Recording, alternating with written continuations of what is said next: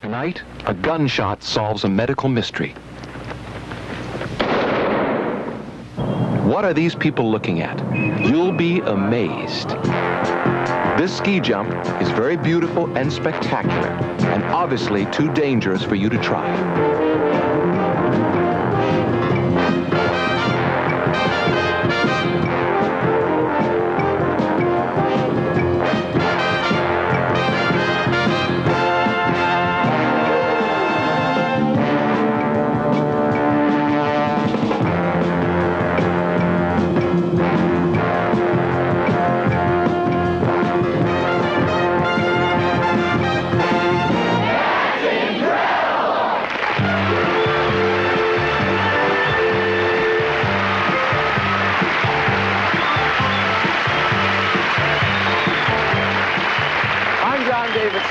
With a lot more that's incredible. Tonight, something more than incredible, something impossible.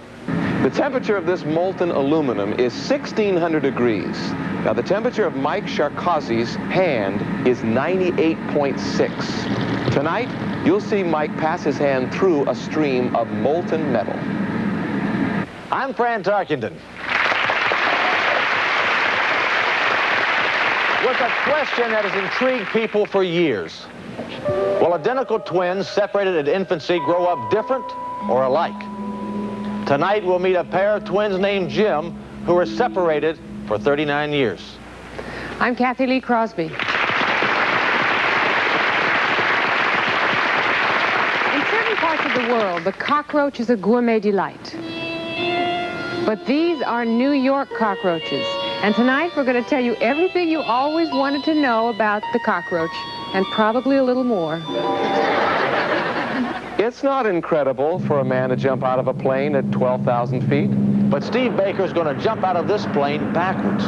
And handcuffed. And in a police restraining jacket. That's incredible. And there'll be a lot more that's incredible on... That's Incredible.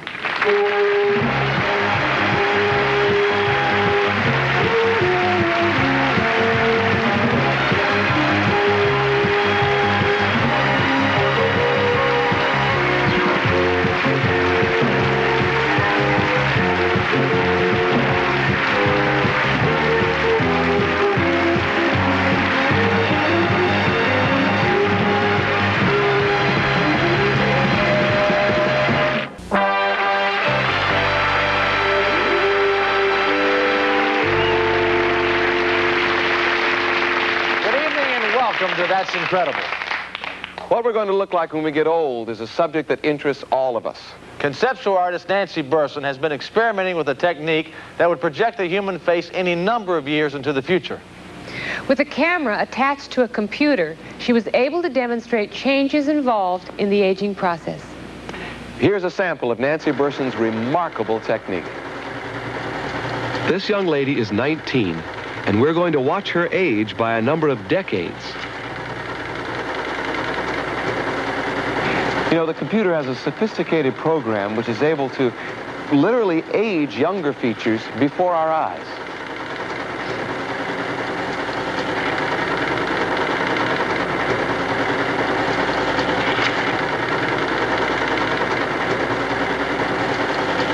This young man is 28.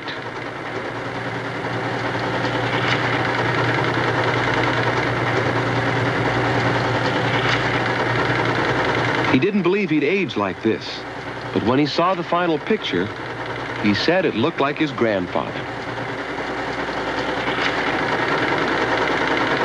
Well, pretty soon Nancy Burson's machine will be available to the general public. Does it go backwards as well as forward? Absolutely. I choose backwards.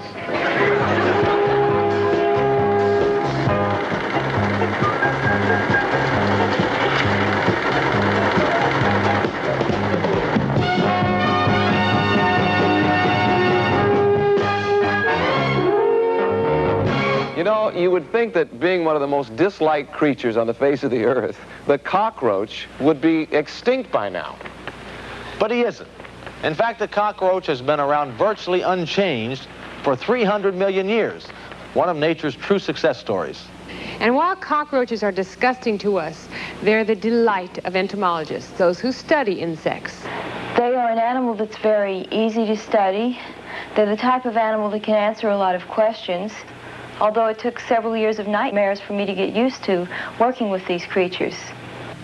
The sight of a bunch of cockroaches is enough to send chills down nearly anyone's spine. But in a rooftop greenhouse at New York's Museum of Natural History, cockroaches are the object of a special study by entomologist Dr. Betty Faber. I'm in this greenhouse because it is filled with wild cockroaches. How do you go about studying wild cockroaches? Well, you do have to come in and look at them a lot at nighttime, but you really can't tell them apart. So I'm here to label the cockroaches.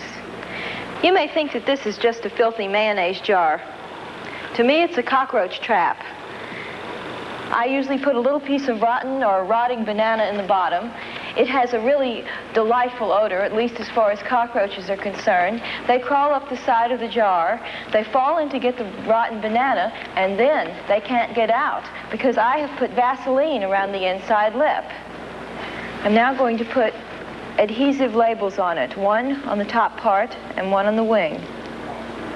By looking at loose roaches, I've learned all sorts of things. I've learned that males and females act very differently at night. Females go in a lot earlier than males, and males seem to just sort of hang around after midnight. I've learned that cockroaches tend to stay in one particular spot. I was rather surprised to learn this. I thought they would be all over the place. But you can go back night after night and find your same numbered individuals in the very same locations. I'll show you a few of my more popular experimental animals. This one, perhaps, is my favorite. These are feeling rather frisky today. These are the hissing cockroach from Madagascar. It goes under the scientific name of Grampheta portentosa. You may be able to hear this little one hissing. These particular animals are favorite pets for entomologists because they're quite harmless, and many people find them very frightening, so you can scare all of your colleagues with these cockroaches. This is your common garden variety cockroach, the cockroach that occurs in just about everybody's kitchen, at least in the city of New York and many places in the Northeast. Cockroaches are a nice little bundle of fat and protein that make a very attractive source of food for a lot of animals. I've never thought that cockroaches were really attractive as a food source, but there are people in the world that eat them. I have heard that in the Far East, people stuff cockroaches with all this spicy stuff and then serve them live on a platter and catch them with their chopsticks. Cockroaches have a rather interesting sex life that tends to make them even more difficult to get rid of. Female cockroaches, when they first molt, produce this odor that male cockroaches think is just wonderful. Eventually, the male backs into a female, and they are mated. He gives her a supply of sperm that may last 4 or 5 months, or may last her entire adult life. Therefore, if you get rid of the males in the population, you don't cure the problem at all, because one male around just once can make the females fertile almost forever. People are always surprised to learn that cockroaches are really pretty clean animals. They're covered with this exoskeleton, and on this exoskeleton are little spikes and pores, and it is through these pores that they really perceive the world. Therefore, it behooves them to keep themselves clean, and they're constantly cleaning themselves. Generally, they are about as dirty as their surroundings. If your house is absolutely filthy, your cockroaches will be absolutely filthy. The great thing about working with roaches is they're cheap and they're plentiful, and when they die, you just throw them away. There goes $2.79. After seeing that piece of film, we want to know more about cockroaches, and we were sure you would too, so we invited an expert, entomologist Dr. Betty Faber. Betty, you brought some wonderful samples with you today. Why do you study cockroaches? Well, I love to study cockroaches because I don't have to come in on the weekend to water them. And for me, that's just great. Why are cockroaches such a successful species? Because they happen to like the same things that people like. At least these few species of cockroaches do. Like what? Nice, warm apartments, an occasional empty beer can. They love those things. Could we take some out? Would you? Okay, I brought a whole slew of cockroaches, all different kinds. We can see that. This particular one is the one from Madagascar that was on that film. Yes. Now this, here's one for you. Yeah, that's nice. It makes a real hissing sound. I don't like spiders and snakes. No, you don't have to make him angry. Sound. I never knew that. These are from Samoa. These are from Madagascar. Here, Madagascar. Here. Oh, I get to hold them too? Oh, that's true. Oh. What? Get up! Quick! Oh, Okay, got it. Oh, he's right there. Now, what? He's a trooper. What are these little bugs in here? Well, now, this was a blessed event. One of the mother cockroaches in this particular jar, her egg case hatched on the plane on the way over here. So these are baby cockroaches. Oh, that's amazing. Look at that. How many do they have at a time? This particular kind has 32 babies in an egg case. For sure. Well, this is lovely, and I really like to thank you. No, I really like the little devils. They're real cute. I really think Nobody's ever said that about my research before.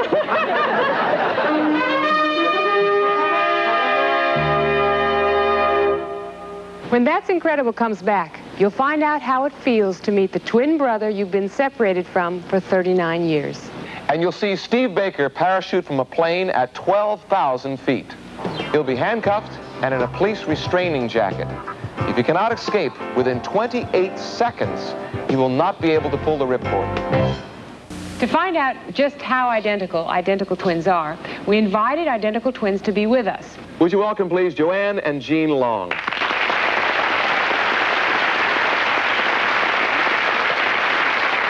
Joanne and Jean. Joanne and Jean? No. Jean and Joanne. I knew it was one or the other. I almost memorized it when I met you this afternoon by the freckles on your face. The only thing I can tell is different. Are you the same weight? No. Who's heavier? Me. Joanne. How come? I eat more. Do you exercise more? Yeah, I'm on a gymnastics team, so. You get more exercise? Yeah. Yeah. She eats. All right. We're talking about 2 or 3 pounds, right, I assume? Yeah. No. Oh, my God. How to nail your sister on national television. The only thing we hear about twins feeling pain, if one person feels it. Have you ever experienced that? Yeah. You have? When I got my tonsils out, she would feel it.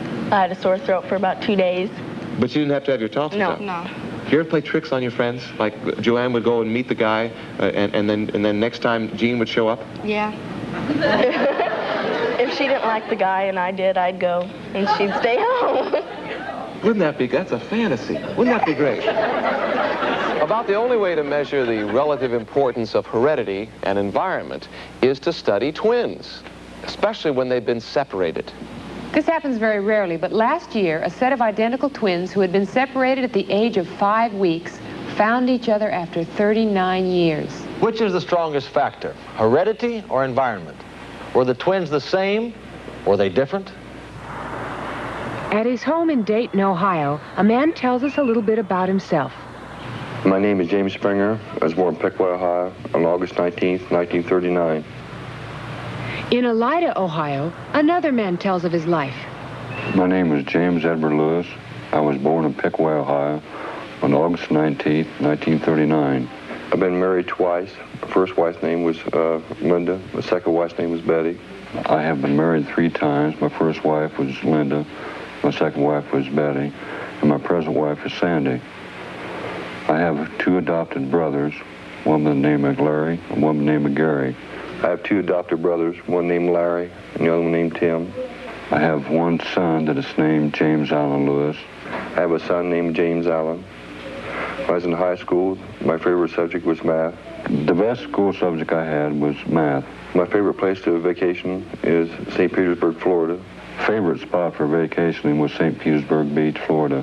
I've had law enforcement training and various types of training in law enforcement. I went to a law enforcement school and did some special courses with the State Patrol Academy. My favorite hobbies is carpentry and blueprinting. My hobbies are carpentry and blueprinting. Presently, I have a dog named Toy. When I was a child, I had a pet dog by the name of Toy. My favorite drink is Miller's Light and Pepsi. And the thing that I smoke most of all is a filter cigarette. I smoke a filtered cigarette and I drink Miller's light beer. I have trouble with high blood pressure. Other than that, I have good health. I have high blood pressure, but other than that, my health's good. When Jim Lewis was being adopted, his mother overheard someone say they named the other little boy Jim, too. Now, for many years, the remark tugged at her, and from time to time, she'd suggest that, why doesn't Jim find out if he did indeed have a twin? And finally, Jim did. Last year, he contacted the court where his adoption papers were filed. Jim Springer's parents were then contacted. They told their Jim about the call, and a few days later, an emotional reunion took place. Today, Jim Springer and his family make frequent visits to the home of their new relatives. The two families have grown ever closer. They found that they share many common interests and have developed between them a powerful bond of love. This is especially true for the reunited brothers. Both had always felt in their lives a certain undefinable lack. Now, there's always been something all my life missing. It just wasn't quite complete. And until after the first time we met, and I never had that feeling since. And when we met one another, it was not like he was meeting a stranger for the first time. It was really a brotherly feeling. There is evidence of telepathic powers. Here a couple weeks ago, Jim was supposed to come up to my house, and I knew he wasn't going to make it up. For some reason, I just had a feeling he wasn't going to make it. And the night before that he was supposed to come up, he called and said he was sick and he couldn't make it. We were on our way up here one Sunday afternoon, and Jim's shoulder started hurting him. And when we got here, Jim had told us that he had sprained his shoulder at work. There's been several incidents like little things. You know, it does make you wonder if there isn't something there. Everyone in both families has found that their lives have been somehow enriched. Both sides of families get along just beautiful. It's really amazing how everyone does get along, just like one big happy family. Everyone just found a whole new family. For Jim and for his brother, the experience of reuniting has been a source of incredible joy. What about you, ma'am? Do you believe identical twins are totally alike? I most certainly do. Huh. How about you? No way. She's always wrong.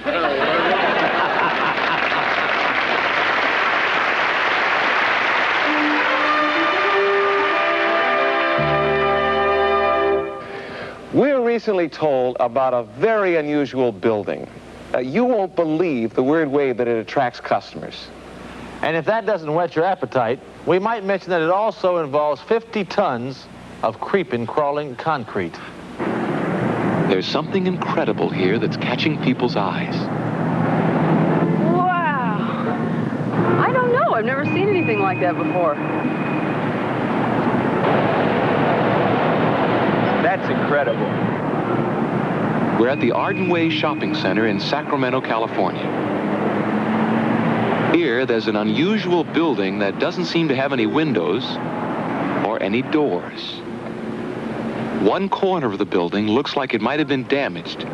Bricks have an appearance of a slightly darker shade of gray, and 4 of them are mysteriously missing. Nearly every day, at a little before 10 a.m., people can be seen there just waiting for something to happen. Hey, it is opening! Look! It's opening!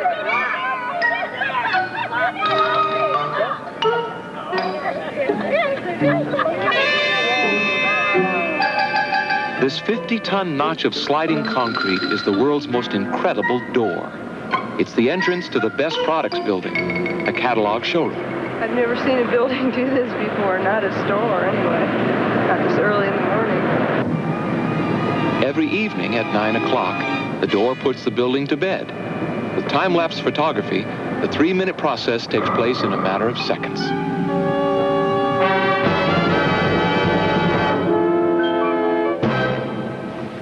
At the end of our show last week, we told you that Steve Baker was going to pull off an incredible escape. And I'm sure you're all wondering how he made out. So here's the incredible story as it took place near Lake Elsinore, California. Steve Baker, one of the world's most daring escape artists, is about to risk his life. But first, he must give his parachute a final close check. The cameras are nearly ready, and for all involved, the tension of anticipation is beginning to build. All right, Bobby? About ready to do this? Ready. Okay, Bob. Can you turn around here? Take off the cape. Soon, Steve Baker will make a death-defying free-fall parachute jump. His equipment, however, will not be completely standard. He will leave the plane handcuffed. In order to open his parachute, Steve will first have to free himself from the handcuffs while falling through space. Once his parachute is completely strapped on, the handcuffs will be locked to his wrists. But that's just one of the things that Steve will have to contend with. You all in? Yep. Okay. The handcuffs are locked on by a police officer. Standard police cuffs. They have a double lock on them. One is the ratchet, which we just gripped. The other is the locking key on the back plate. I've now been double locked into a set of handcuffs. He's now going to place a transport jacket over the top of this. This is a transport jacket. It's what they use to transport prisoners who are a lot of trouble. They handcuff them and place them in this very unit. The constraining jacket is wrapped around Steve's body as tightly as is physically possible.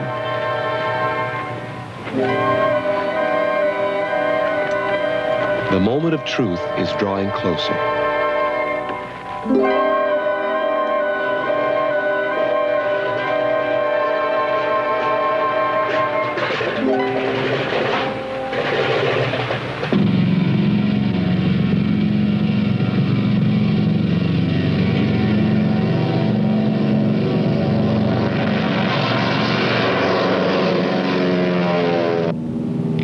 As the plane gradually ascends to an altitude of 12,000 feet, Steve's crew makes their final preparations for the daring jump.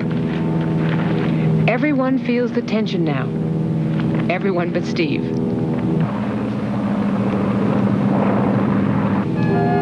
The plane has nearly reached the critical altitude. Steve Baker must now face the greatest risk he has ever taken. If he succeeds, he will set a world's record that few will be eager to challenge. Part of Steve's crew will also jump. They'll stabilize his fall and film the event. It's almost time to go. The plane is now in position. Once he leaves the plane, Steve Baker will have less than half a minute to free himself from the handcuffs and the restraining jacket, and then open his parachute. If he doesn't do it in time, Steve could easily lose his life.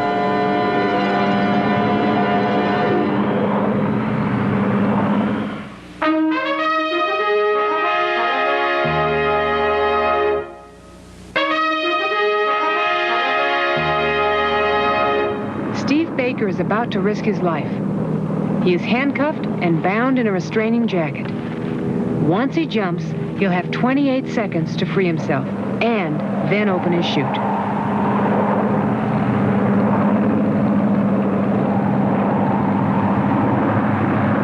He's off. Two jumpers hold him to keep him from spinning. 10 seconds have elapsed. He still isn't out of the handcuffs.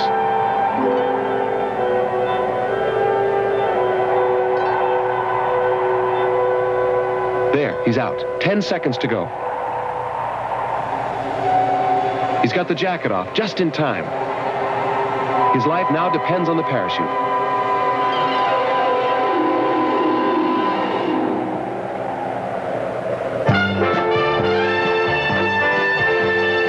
He did it. Way to go, Steve.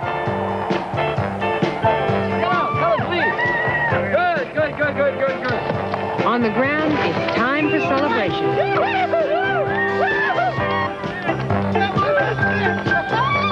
Let's have some champagne!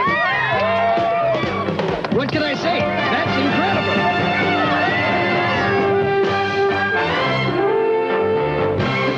Not all of our stories deal with the sensational, the unexplained, and the unexplored. We're also interested in stories which deal with relationships. For instance, the incredible relationship between humans and dogs.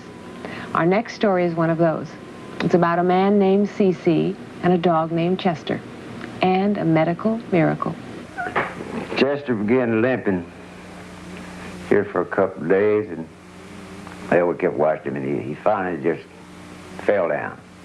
When in fact, we thought he had a heart attack. He couldn't walk, he couldn't drag or anything, he just gave up.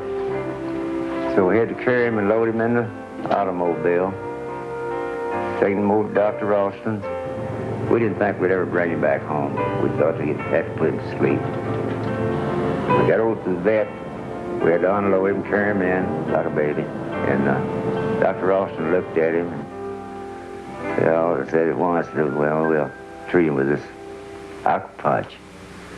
The story of Chester is that he came in a lot of pain and was totally paralyzed in his back end, and he had no control over his bowels or his kidneys. And the gentleman was very depressed about his chances of survival. So after I talked to him for a while about it, we decided to go ahead with acupuncture. Okay, we're going to put these needles into these particular points. And the reason we use this particular point here is because Chester's problem is basically lack of circulation, circulation that's necessary to heal this. For example, this point we're treating right here is on the bladder meridian, and it's the kidney association point. It causes the animal to secrete his own cortisone to help in overcoming this condition. We're ready to start giving him from what we call microcurrent. The ancient Chinese said, we have one disease, congestion, one cure, circulation. And if we look at that from the standpoint of acupuncture, we can see how we could take a point above a place where there was congestion and a point below a place where there was congestion, and then flowing energy back and forth between these 2 points. Then we have a very good chance to open this, break up the congestion and open up this channel of energy flow so that the body can cure itself. And that's what it's all about. But you got him on his feet, and you got so he could stand. And then he got so he'd, if I hold his tail a little bit, he could walk, just really walk. He's kept improving, and he's doing real well. Walking, he's running from one side of the yard to the other. We love the old dog.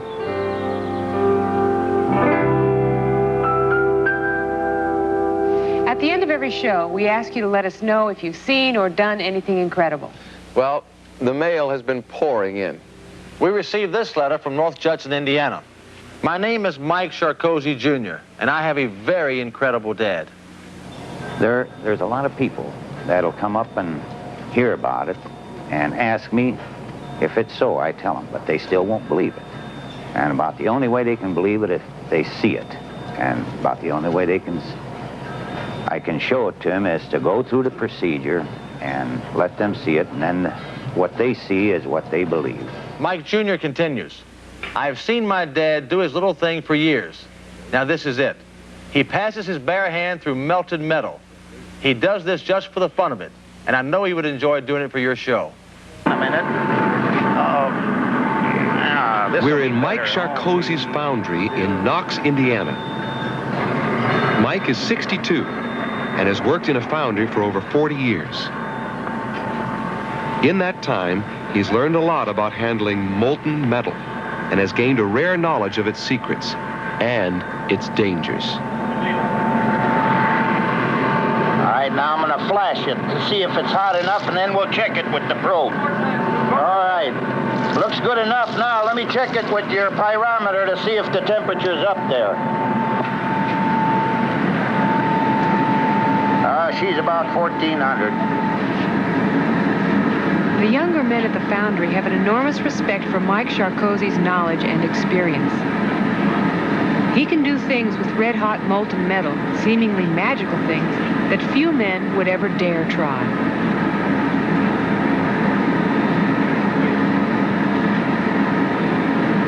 freeze up yet.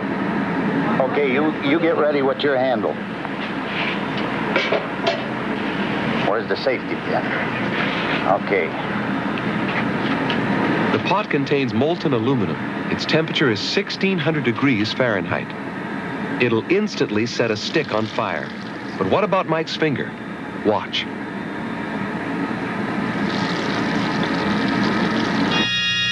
Let's see that in slow motion. Mike puts his finger right through it.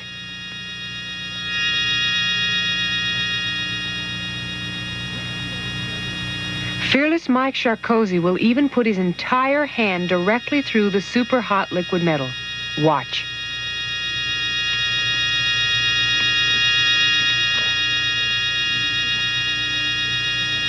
Remember, the temperature of the metal is 1,600 degrees.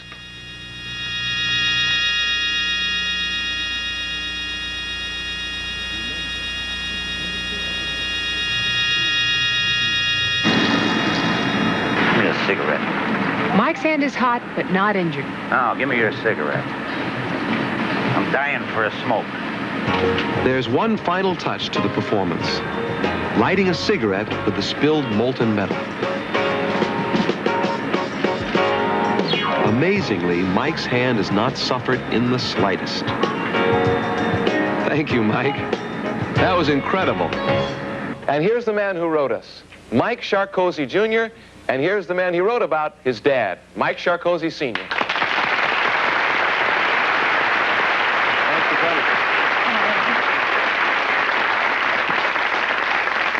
Mr. Sarkozy, how long have you been doing this? Oh, about 46 years, ever since I was 16 years old. At 16, you tried this? Right. I started off in a foundry as an apprentice, and I seen my supervisor do this.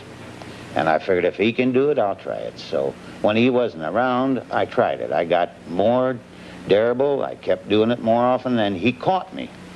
What'd he do? Fired me. What's the secret? There is no secret, but like with me, I've done it so long, I know my metal. The metal has to be perfectly pure. I mean, there can't be no impurities in it. If there are impurities in the molten metal, what would happen to your hand? Well, all right, that impurity in that metal, if I don't clean it, and when I run my hand through it, it'll stick, just like tar or honey. And burn it. And it'll burn the flesh off. Oof. Mike and Mike, thank you very much for being with us. It was a pleasure.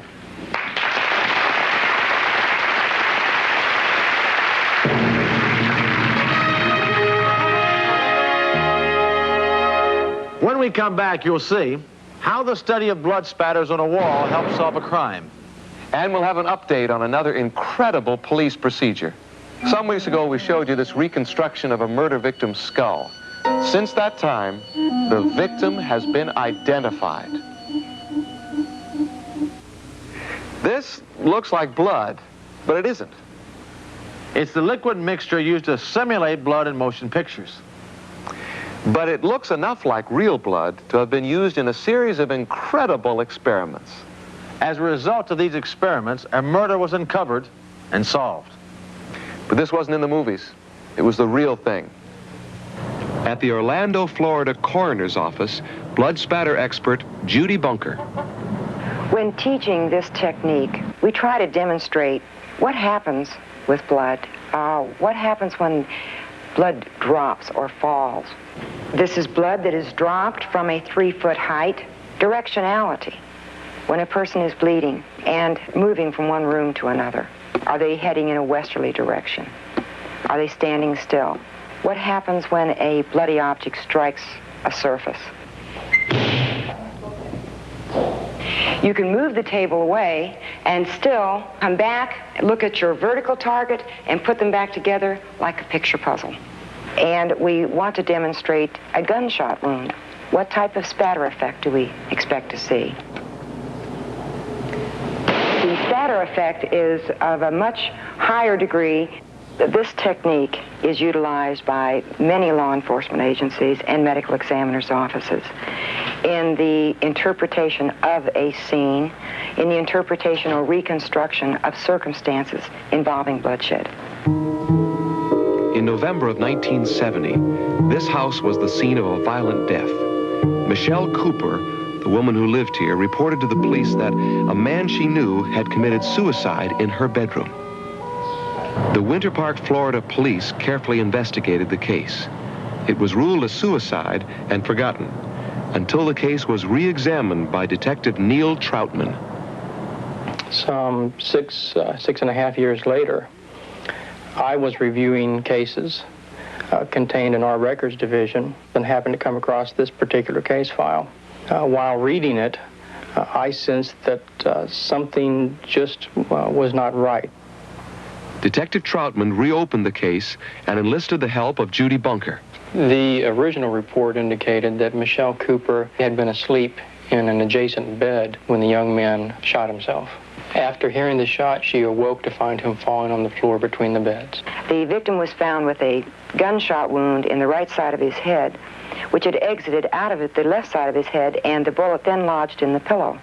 It appeared from the photograph that the staining was continuous, which would indicate to me that the pillow had not been moved and was in this position at the moment bloodshed occurred.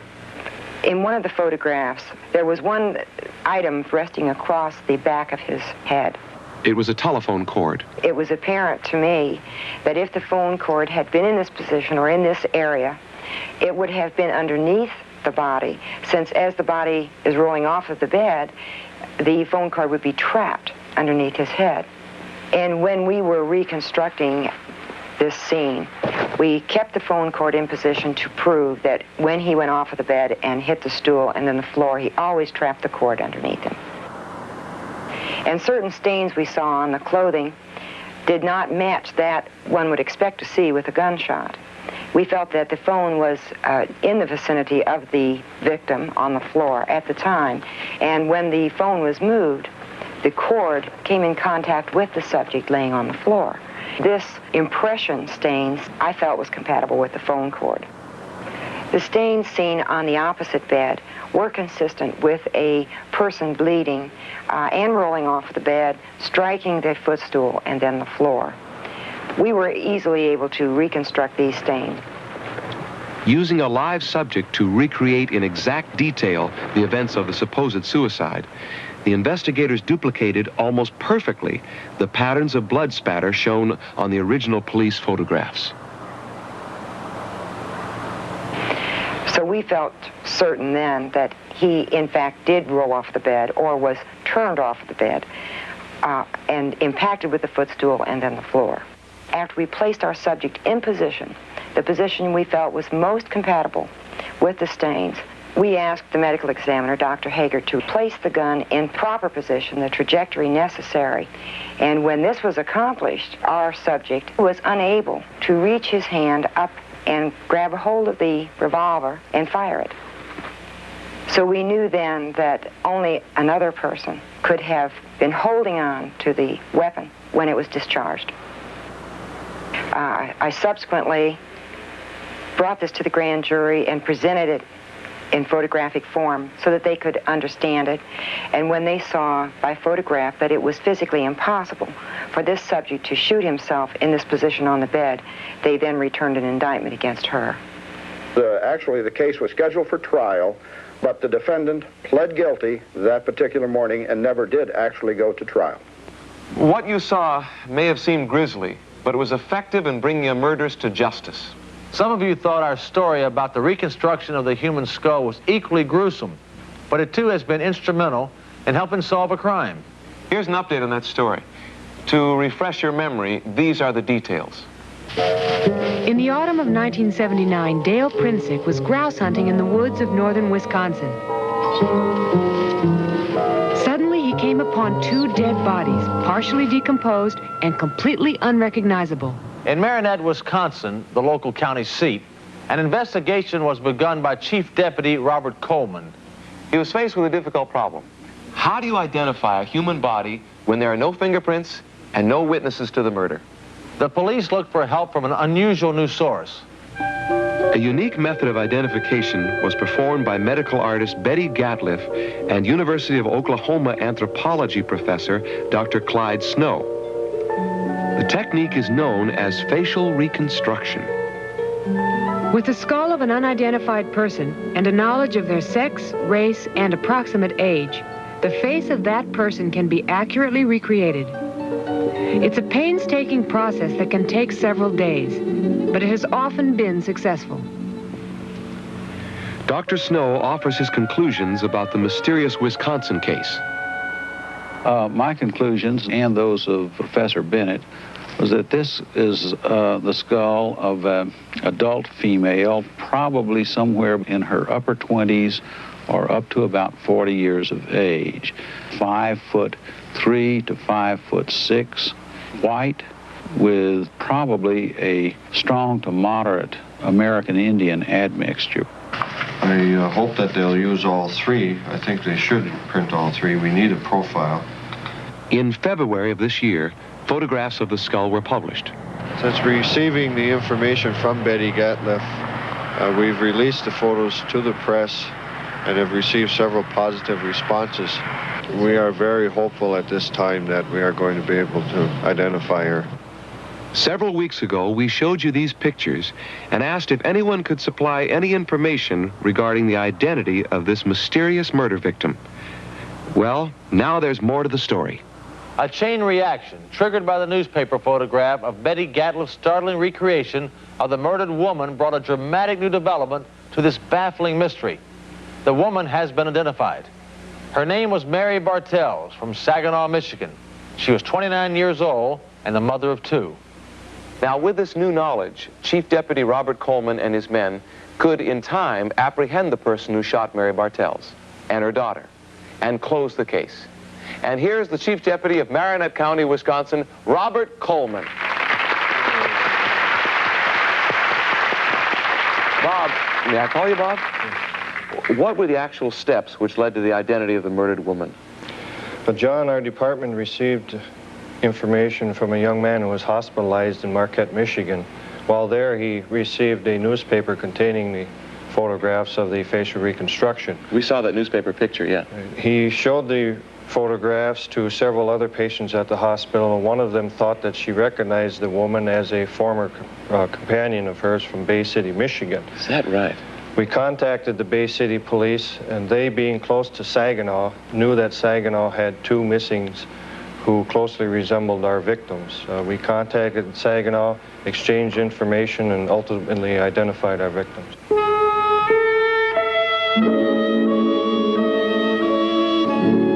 We'll be back in just a moment to pay our respects to a lady named Anna Jarvis and a flock of folk named Luke, who are branches of a most incredible family tree.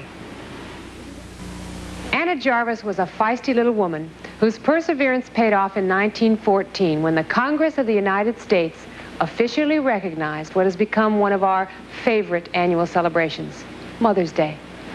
By a happy coincidence, we recently filmed this story of an American family who personify that sentimental holiday in an endearing and, yes, incredible manner. And it all begins with this chubby little toddler.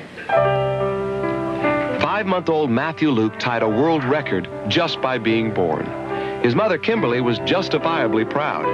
So was his father, Mr. Mark Luke. So were the other members of the Luke clan. Merrill and Gloria Miller, Matthew's maternal grandparents, Warren and Wilma Luke, Matthew's paternal grandparents, Dr. Ernest and Elsie Hoffer, Matthew's maternal great-grandparents, William and Sarah Schenkel, Matthew's paternal great-grandparents, John and Edith Miller, Matthew's other great-grandparents, along with Charles and Dorothy Luke, and Mabel Luke, Matthew's great-great-grandmother. Matthew has a record number of 15 ascendants, 5 generations in all. Recently, they posed for a group photograph. Matthew and 89-year-old great-great-grandma Mabel were the guests of honor. Grandma Mabel hasn't seen Matthew since shortly after he was born.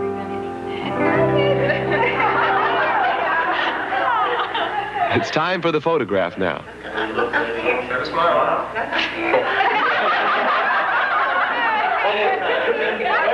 I want you to wink again. Wink again, one more time.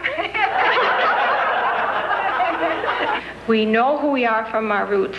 I know that on both sides, Kim's family and Mark's family, there are family trees. that go back to the 1500s on both sides. For generations, we know who we are. Great-great-grandmother Mabel Luke can still vividly recall her early homesteading days in Loretta, South Dakota. That time set the stage for the latest chapter of this truly incredible family. We would like to extend our best wishes to the Luke family and to your families. And to our families, we wish them a wonderful Mother's Day, and most especially to each of our own mothers and my grandmother.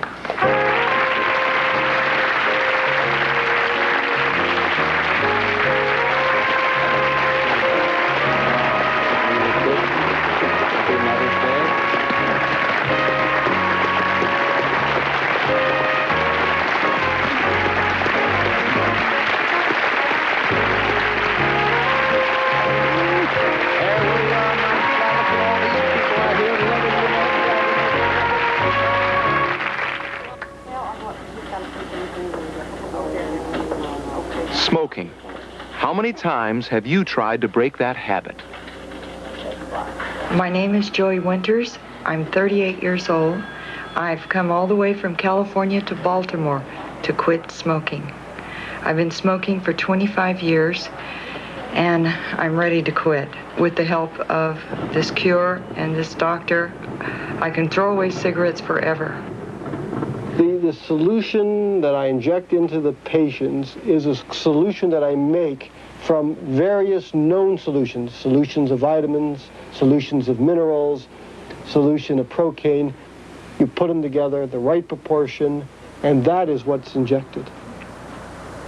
In the weeks to come, we'll follow Dr. Neil Solomon's 5 cases of serious smokers who are trying a last-ditch cure. Will it work?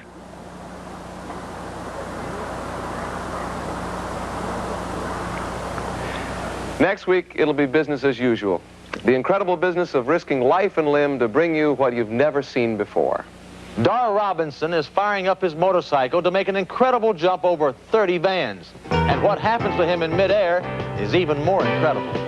We'll hear the mating call of that racy garden Romeo, the snail. And you'll meet this fine young athlete. She's a track star, despite the fact that she is totally blind. There's a revolutionary way to renovate your teeth and give you a Hollywood-type smile. You'll see. And remember, if any of you have seen something incredible or do something incredible yourself, we'd like to hear from you. Drop us a line at Post Office Box 25989, Los Angeles, zip code 90025, and please include your telephone number. Thank you, and a special thanks to WDTN-TV in Dayton, Ohio, WR-TV, Indianapolis, Indiana, and WLUK, Green Bay, Wisconsin, for their contributions to our program. Thank you, everybody, and good night. We'll look forward to seeing you soon. Good night. That's my boy that said that.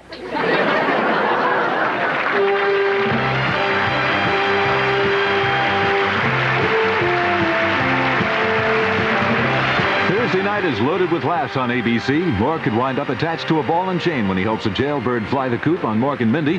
Then Marcy goes to pieces when a beautiful blonde goes after her job on Benson.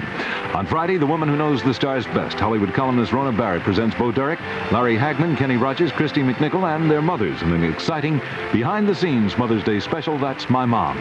Later, watch a hilarious romantic comedy. 6 singles seeking love bear their desires at a video dating service, the newest way to find a mate. Enjoy The Love Tape, starring Loretta Swit, Larry Wilcox, Mariette Hartley, and Martin Balsam. A world television premiere this Friday on ABC.